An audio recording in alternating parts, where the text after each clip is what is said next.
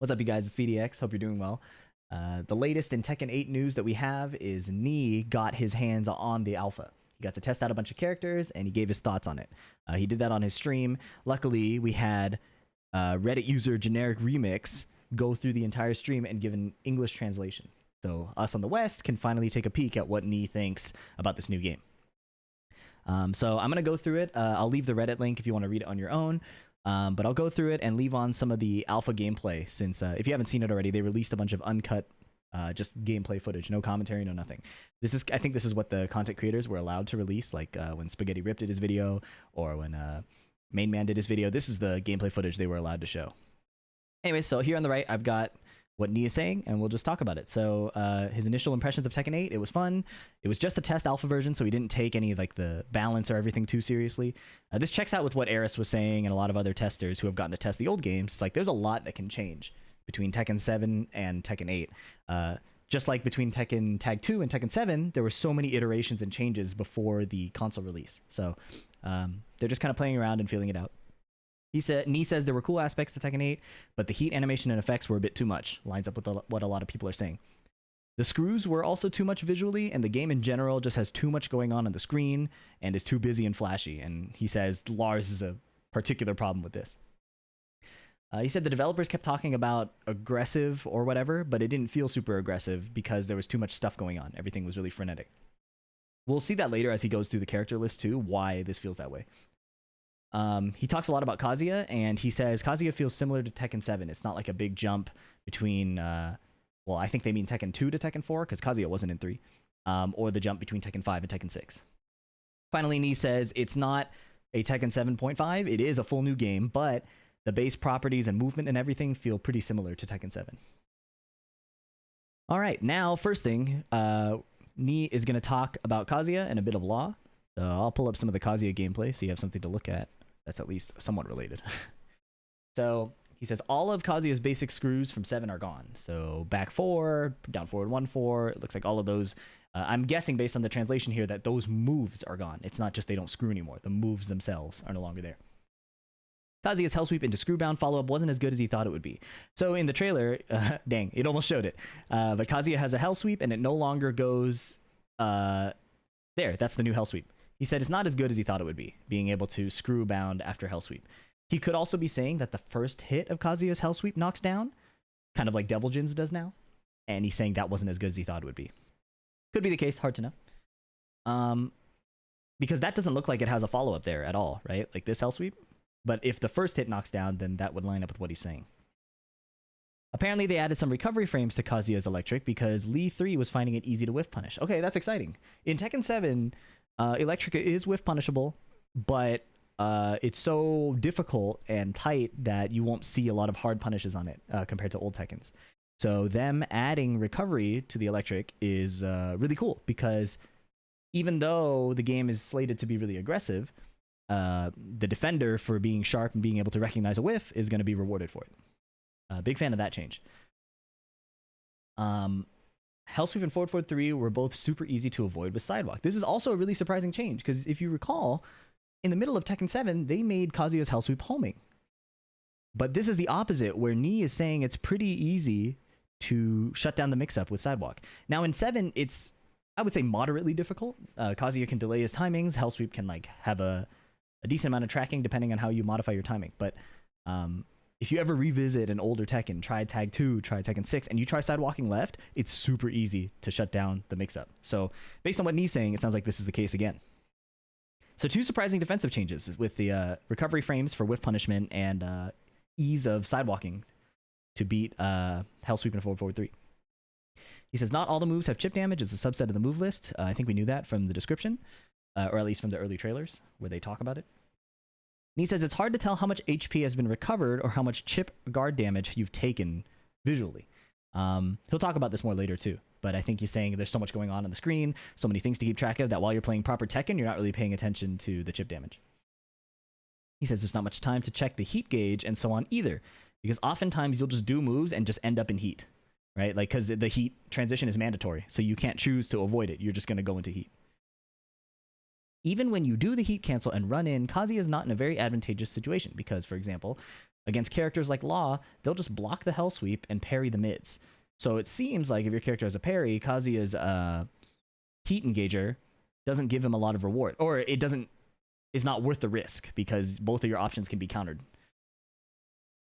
I guess the implication is that you can't really move around the mids, so that's why he's placing the value in the parry in particular. Law seems to be quite strong, and his jab string... Oh, so he's talking about Law here, so we'll put on some Law footage. Law seems to be quite strong, and his jab string RPS coupled with down back 3 low makes his mix good. So I think we saw in the Law trailer, he has a new 1-1 string that goes into Heat. And the significance of that is that if Law chooses to not do the ender and he goes down by 3, there's now a reason to think about why he's doing the 1-1 jab, right? And then it looks like Knee goes into a bit of a tangent on changes to Law, including 1-2-3 counter hit nerf, but overall Law seems extremely good. That was kind of my impression too, based on the trailer. With that new sidestep 3 low as well, it looks like it has frame advantage, and on counter hit it gives a lot of advantage. So Law is seeming pretty nasty. This is a general comment about Power Crush. Knee is saying Power Crush seems improved in that if you take a hit while you're Power Crushing and say they block it, you get more pushback. So there's punishment is a bit harder. And if you take hits during your Power Crush and you hit them, you get more damage than if you were to just clip them with a stray Power Crush. Did he just go into Heat here with the 1-1-2? I wasn't paying attention. Nope, he just goes in raw. Okay, never mind. Okay, this is back on Kazuya. Kazuya's while standing 1-2 is supposed to be one of the main screw moves now, okay? If you do it raw as a punish, it starts an early screw, so that's a huge combo damage nerf.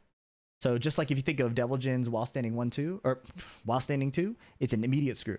So, at least in Tekken 7.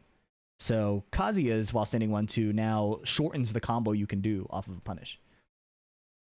Here's an interesting detail.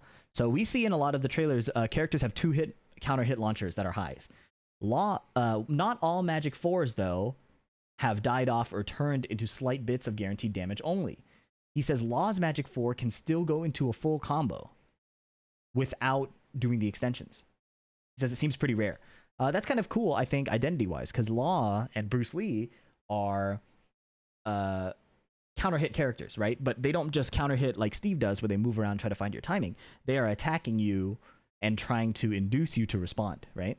So, to me, this fits the theme of Bruce Lee and kind of the intercepting fist, in that he has a single-hit counter-hit launcher where not all characters do. Here's a cool detail you might not have noticed, or I did the first time I've seen it. Spring kicks don't knock down anymore. So Nina here does a spring kick, and Law isn't knocked down. That's unrelated to what Nia is saying, but I thought it was interesting. Overall, it's just an alpha test, so Nia didn't get the impression that Kazuya was particularly strong. In general, it was harder for him, took more time to go into Heat because the Heat-related moves were all more niche or slower moves.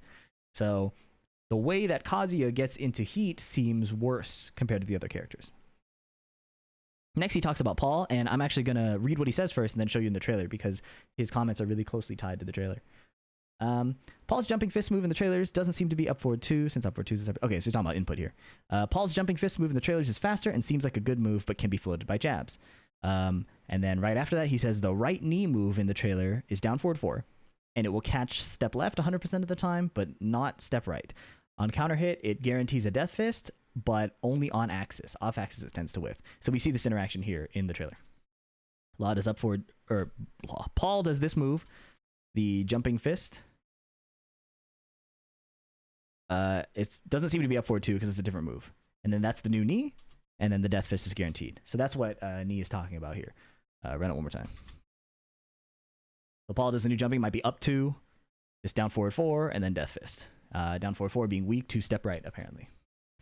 The hold death fist, that is 1+2, but it looks like it has less frame disadvantage than regular death fist. Next information is at the wall. So after Paul does his combo here, this kick. That kick into the power crush, he says, is slower than... It seems pretty slow, which is an interesting assessment. To me, it seems like Noctis is up forward 4. But the interesting thing about this change is that even though it's slower than expected, he still has a homing high in forward 3 and still has QCB 4 for a fast homing high. So Paul now has a lot of sidestep checks. And then his rage art is no longer cancelable. That was a big thing in Tekken 7 for like huge damage. All right, on to Jack. So Jack, he talks first about the stance. Stuff mainly about how his new stance is borrowed from Gigas and is super good. It has a lot of stuff from Gigas, like stance 1+2, which is the command throw. And to Knee's wondering that this means Gigas won't show up at all. Jack's power crush is now forward 1+2, and the old forward 1+2 is mapped to back 1+2. That was where he would like, or he was two fists. He would use two fists, and he would wall bounce you for all your life. The machine gun animation, down back 1-1-1-2, is now completely different, apparently. I haven't seen any gameplay of it, but apparently it's low, mid, mid, and the last one can be held. I don't know if that means it can be charged or if it's like Ganryu's where you can just keep shooting, like keep doing the low. All right. His stance LP, in Korea, they use LP, RP for left punch, right punch instead of 1 and 2. Anyways, Jack's stance 1 is a safe homing mid. Seems very good. That safe homing mids tend to be very good, especially if they're fast. So, Jack forward 1 seems extremely easy to avoid with sidestep left. This proves wrong what I was saying in my initial assessment of the trailer, where the sidestep left gets clipped. But Knee is saying it was easy to sidestep left. That's pretty cool. It's a pretty aggressive move, and being able to counter the aggression with movement was one of the big questions a lot of players were having going into this game. So, another promising little detail. It feels like sidesteps are larger now. Also surprising. The type of movement that Knee wanted and is good for top players, but is just at a bit at odds with the word aggressive. That's really cool. That's honestly something I did not expect, is that sidesteps are improved. So it seems like the problem Namco had was mainly with the backdashing, because they didn't nerf, well, they did nerf all movement in 7. But in 8, based on what Knee is saying, sidesteps are looking good. Kazuya's mix being completely shut down, Jack being easy to sidestep left, Paul's really strong Knee having that sidestep right weakness. Pretty cool stuff. Potentially better than the down forward 1 and down 4 crouch kick fest we have in Tekken 7 because of the reduced sidestep. So he's saying like a lot of Tekken 7 is boiling down to down forward 1 and instant crouch kick, down 4, generic down 4, because of how weak sidestep is. But if sidestep is able to avoid these, then you have a bit more of a fleshed out meta than just a quick mid-low poke into hopefully they whiff or get counter hit. If it turns out to be, you know, constantly on offense, you're at risk of whiffing if the opponent is paying attention to your patterns. We are seeing a possible return to the old Tekkens. That's really exciting because they have clearly added a lot of new player-friendly features, but this appeal to the professionals is something that, in my opinion, isn't really at odds with creating a good new player experience. So, very exciting stuff. Sidestep seems similar to Tag 2. Kazuya Mix, for example, Kazuya Mix gets dodged. Oh, jeez, I cannot speak at all. Kazuya Mix gets dodged all day by sidestep and walks, and Jack forward 1 and down back 1 get dodged very easily by sidesteps without having to have precise timing like in 7. So, unless you're playing a DLC character like Noctis, Zafina, Bakaram, Anna, Julia, anybody with good movement, even Armor King, you have to be really precise with your sidestep timing in 7. The ability to use sidesteps to shut down offensive mix-ups is a big part of Tekken.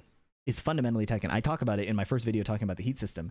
Go check that out if you haven't. It's actually got a little breakdown of like how mix-ups work when you're able to move around multiple options. This is really, really exciting news. So that's really cool. Looking forward to that. Let's keep moving. Jin's version of Heihachi's down back 2 low has much larger range than expected and also goes into combo on counter hit. A bit hard to react to because it's new. So this is the first low we see in the trailer. Right here. So he's saying that gives a combo on counter hit and has huge range compared to what is expected. So let's look at the animation real quick. So apparently it's pretty hard to react to, again, because it's a brand new animation. And based on how he's sweeping his arm, it doesn't seem like it would go that far, right? So apparently it's got a bit more range than expected. And being a counter hit launcher is a huge deal. So not a small thing to overlook. This next fact is coming up in the trailer, so I'm pausing it. Jin's down forward 2 regular uppercut has huge range and is safe, and then he can press down forward to go into a wave dash. It's hard to dodge with sidesteps as well, so you can just do down forward 2 at long range and do the low all day, down back 2. That's kind of funny. Let's see what he's talking about here. So this move This move I think is the down forward too. It looks like it has the homing effect because of these stripes, but because it's red, maybe it's not. And then here he goes into crouch dash after. So he's saying this move is huge range and is safe, and with that and down back 2, he has a good kit. Makes sense. This was the next thing. Jin's Hell Sweep will not knock down on the first hit, so you have to commit to the follow-up. That's fascinating. But with the new low, it might not matter that much. Jin is probably more of a poke character now than like throw out giant launchers at you, and then if you decide to just block, like Hell Sweep you, you know? Interesting change. No idea how it's going to pan out, but that's pretty cool. He now has a follow-up to while standing 4, like Kazumi's. So he now has a tsunami kick. When you do while standing 4, he can extend it, which makes it very strong. Counter hit 4 is no longer a knockdown. Do we see this in the trailer? I don't remember if we see this in the trailer. I don't think we do. Apparently, his magic 4 is no longer a knockdown. It might just be block stun or hit stun. Probably a mix-up. And then he said Knee forgot that Jin's Rage Art is a mid instead of a high now, and so he ate a raw Rage Art by trying to duck. That sucks, but Namco has a history of doing that, like Lars down forward 2-1 being changed from mid-high to mid-mid. And so many people are just getting hit by that because their muscle memory has to change. That's something I hope doesn't go on. When you do seasonal patches for Tekken, well, part of the beauty of Tekken is that the expertise comes from how much time you have to spend building things into your muscle memory of the millions of situations that exist, and boiling that down into a cohesive game plan. So when you make small changes like this, it kind of kills the fun by like, it feels like pocket sand because we're developing expertise, reactions, muscle memory, instincts based on these tool sets, and suddenly changing the tool sets creates situations where people just got hit because surprise, you know, it's not like a new depth of strategy or anything. So I hope they don't do a lot of property changes in the middle of the game's life. By the way, this is back on Lars now. So or that was all for Jin. We're going to Lars now. I got Lars gameplay somewhere here. Here we go. Okay, on Lars and low parrying. So Knee says, so much has changed with Lars that it's hard to tell what was going on. There's a back 1+2 homing tailspin mid, sheesh, that is safe on block. I haven't seen the move yet, so I don't know. This elbow that he did in the middle of that combo is the new down forward 2. So Lars has had a new down forward 2 in almost every game he's been in. But that one is just a move that goes into stance.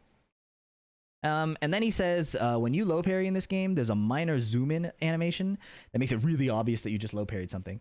Other content creators have talked about this, but I think that's a cool change because low parrying is a really cool effect, I think, or a hype effect that usually commentators provide, right? Like commentators in the game will go low parry, and then the crowd is like, oh yeah, that was cool. So with the nerf in low parry, in that you can't do your combo extender after you get the low parry and you just get a small string, plus this little animation, I think it's a great healthy change where low parry isn't broken overpowered because it doesn't lead to a giant combo, and the crowd gets to appreciate, or newcomers get to appreciate the coolness of that situation, the coolness of an opponent foregoing their safer block with a harder read, the low parry. Next is just miscellaneous changes, so I'll just leave some gameplay on and we'll talk about it. Because moves keep going into heat, it felt like you were supposed to just keep pressing buttons and try to hit the opponent, but Knee is not sure that that's aggressive necessarily. The heat system seems mainly designed to constantly force situations with heat. This was something I talked about in my first video, where having the heat gauge freeze with blocks or hits, it doesn't necessarily encourage sophisticated aggression, is what I would say. It just encourages button pressing. And if the buttons have high coverage, then the opponent is more or less forced to block. High coverage, I mean, like if you can't really sidestep it reliably or make it whiff, it's going to be, do I power crush or do I block, right? And for these players who have been playing very sophisticated offense, right? In the older Tekken games, every attack you did could whiff if they had a read on you. Almost every attack. Okay, I'm exaggerating. But it was hard to develop an offense. Every string had a weakness. The straight up pokes could be evaded. So developing an aggressive style was really hard. You had to be able to use forward movement to fake an attack or bait a response, understand when your opponent isn't responding and hit them when they stand still, counter hit them when they decide to swing back, avoid their keep out and whiff punish. Aggression was very sophisticated. And Knee is saying the heat system doesn't necessarily contribute to that. Knee says, once you run out of heat, the game feels pretty similar to 7 in terms of playstyle, sidestep jab, sidestep guard, etc. That's cool. I'll get to try this out at Combo Breaker, so we'll actually see. I'll give my take on things like this, but I have no way to corroborate that. Seems cool.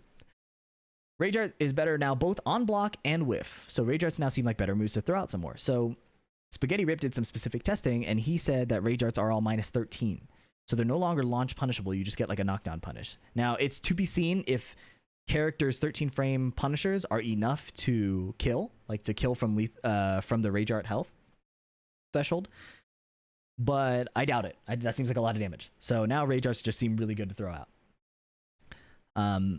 Namco said that aggressive was their slogan, but the characters who have stuff like parries and so forth can still just use their defensive options. So he's saying there's a disconnect between the idea that it's aggressive and the fact that some characters can just parry and move. I imagine movement, probably Power Crush is included here. So it's aggressive, but with an asterisk. He's disappointed that you can dodge all of Kazuya's mix. I think that's great. I think if this philosophy applies to all the characters they're designing, the ability to use movement to cover multiple options and force more intelligent aggression to open up an opponent, that is Tekken. So even with all these heat changes, if that fundamentally comes back, this is a Tekken game, which is really cool. He says he didn't feel anything significant in terms of significant... He didn't feel anything in terms of significant input lag. Now, that is mainly an issue, I think, coming from Tag 2. I think Tag 2 natively has a bit more input lag. It might just be the PS3. So, and not to mention PS4 on Tekken 7. So if he says he doesn't feel anything significant, we can assume it's probably something like PC Tekken 7, hopefully. This is repeated before, but he says stuff like the gauges are hard to see visually. There's too much going on in the game. So if someone is playing proper Tekken, looking at recoverable life and all these gauges while playing properly is really difficult. So he says the visual calculations of how much chip damage he's received didn't really register in his mind. He was too focused on the Tekken. Another significant source of differences in character strength balance may come from which moves are allowed to go into heat on hit, aka the heat engagers. So the moves that Kazuya can use to go into heat seem not to be very good, but Law can do it from his counter hit jab string or forward 1+2 Dragon Hammer. So during the session when he was playing Kazuya, Nee was saying, oh, my character's not really going into heat very often. Now that's probably intentional, low-key, because Michael Murray was saying in an interview that Kazuya's electric in heat does not require the just frame to be an electric. So I think I'm okay with, you know, Kazuya struggling to get into heat. But yeah, Nee was saying Kazuya doesn't seem very strong. Jack seems to have good heat moves off of his mix-up. He can use down back 1 to frustrate the opponent and then use a heat engager mid, and that just, you know, enhances his ability to aggress. But again, down back 1 and forward 1 are easier to sidewalk left and cover the mix-up entirely with just your movement. So I think I'm okay with that. One good thing is that since rage drives are gone, there are no random variables for the opponent to throw out when they go into rage. Okay, yeah. So I'll talk about this more, but let me keep reading. If you're down on life with no heat and in rage, you're out of heat, and you don't have rage drive at all. So all you can really do is throw out a rage art as a panic move. Since Nee really likes that sort of situation where he's limited in opponent's options, he thought it was a really good change. So a good example is almost every character in Tekken 7. If you're fighting a Noctis and you get him down to low health, he can throw his sword like a gun from across the screen. And if you sidewalk at the wrong time, you will die. So it's worth just stand blocking. You were winning the whole game, but because his life bar is flashing red, you have to sit still. You have to stop playing. And Noctis isn't the first one to do that. It's just the most egregious because it's full screen, right? Look at Steve. If you're beating up Steve, fighting Steve in Tekken 7 is a task of trying not to get counter hit by one of his many counter hit moves. 1-2-1, back 1, down forward 2. If you manage to do that and get his life bar down to like rage with pokes, now you have to keep doing that. But you cannot whiff and you cannot just duck because he has Sonic Drive. 14 frame mid launching safe rage drive. It's a similar story with Paul. You could be outplaying his mix-ups most of the game, and all of a sudden when he's red, every low is that much scarier because if you choose to duck at the wrong time, his blue Death Fist will kill you. Fang, similar story. 13 frame shoulder rage drive. You're doing a lot of selective movement to beat his really good pokes because playing the mid-low guessing game against Fang in the latest season of Tekken is not very sustainable. It's not like a high percentage way to play. So you're generally picking sidewalk left or like sidestep right, depending on what moves you're looking for, and then you're trying to let the pokes fizzle out by just your safer movement. Once he has the blue shoulder, you can't do that. You have to just sit there, and he can now poke you up for free. Well, not for free, but you're risking your life every time you try to answer a poke, because the blue rage drive will pretty much kill you with a wall. Nee says it's hard to keep your heat as you go into rage since there are so many different heat engagers, so you'll automatically tend to use up your heat. So when you're in rage low HP, you'll usually not have heat. That was something I also talked about in my first video, where the fact that these transitions are mandatory, it's unless you end the round while you're in heat, or it seems like you'll just run out. So it seems really weird to make it a mandatory change to go into heat instead of giving the players that decision point. I generally think more decision points are cool. Giving that flexibility to players allows for more situations to outplay and more creative expression. But if you're always going into heat when you land one move and then you're out of heat at the end, it might get stale.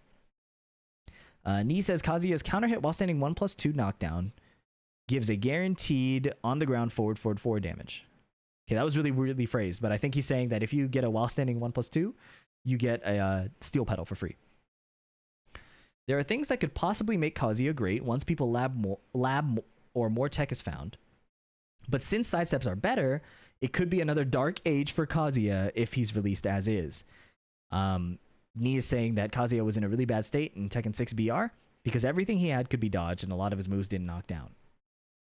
This was to the point where he was called Crapzuya in Korea back then. That's funny, I didn't know that. I'm a relatively newer player to the scene. I have played the older Tekkens, but I didn't know how bad he was in Tekken 6. The number of buttons and combinations that you can configure, okay, so button mapping, has been significantly expanded. So you can do 3 button combinations, which means Brian can taunt with 1 button. That's a big deal. So that means sticks with more buttons are probably better, but it does depend on what the TWT or tournament rules are. So that's pretty much the end of what Nee said. After his stream, he just started teasing Sodom because it was his birthday. So Sodom's a Korean Xiaoyu player. So hopefully you guys enjoyed that. I know it was a bit long, but I think that we understand a lot more about what Tekken 8 is going to be. It looks really good with all of the movement changes being better, right? Like sidesteps are just better. Rip and Eris in his video said I think backdashes are different. So Kazuya has a really shitty backdash, whereas Law has like a Tekken 7 backdash. So they're adding variants again, you know, it already existed to how backdashes are, but it seems to be more pronounced depending on the character.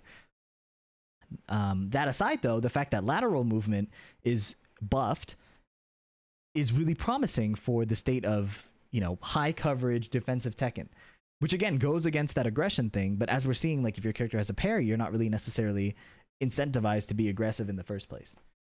So again, links will be in the description for the Reddit thread and the translation. That link also will have Nee's original video, so if you want to watch what he's saying in real time, that'll help. But until then, I'll catch you in the next one. Thanks for sticking through the whole time. If you already did, leave a like if this was good. Leave a comment if I didn't talk about anything or something was confusing. We'll chat it out after. Appreciate your time. Everybody have a good one. Peace.